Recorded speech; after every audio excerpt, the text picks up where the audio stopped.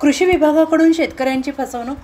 शेतीतून शाश्वत उत्पन्न मिळवण्यासाठी शेतकऱ्यांनी विविध प्रकारच्या फळबागांची लागवड करावी आणि त्याद्वारे शेतकऱ्यांना उत्पन्न मिळेल असे आवाहन चक्क कृषी विभागाकडून करण्यात आले. मात्र महाडीबीटी पोर्टलवर फलोत्पादन विभागच वगळण्यात आला की काय असा प्रश्न निर्माण झाला असून ऐन हंगामात फळबागा लावण्यासाठी ऑप्शन येत नसल्याने शेतकऱ्यांपुढे मोठा प्रश्न निर्माण झाला आहे. शेतकऱ्यांसाठी शासनाकडून दरवर्षी फळबाग लागवडीसाठी अनुदानाच्या विविध योजना राबवण्यात येतात. त्यासाठी MahaDBT Maharashtra direct benefit transfer पोर्टलवर ऑनलाईन अर्ज करावा लागतो. गेले काही दिवस या पोर्टलवर फलोत्पादन विभागातील योजना येत नसल्याने शेतकऱ्यांची अक्षरशः दमछाक झाली आहे. फळबाग लागवडीचा अर्ज करण्यासाठी वारंवार प्रयत्न केले परंतु पोर्टलवर घटकच येत नाही. जुलै महिना फळबागा लागवडीसाठी अत्यंत महत्त्वाचा कालावधी आहे. शेतकऱ्यांचे अर्ज दाखल होऊ शकलेला नाही अशी स्थिती अनेक शेतकऱ्यांची आहे.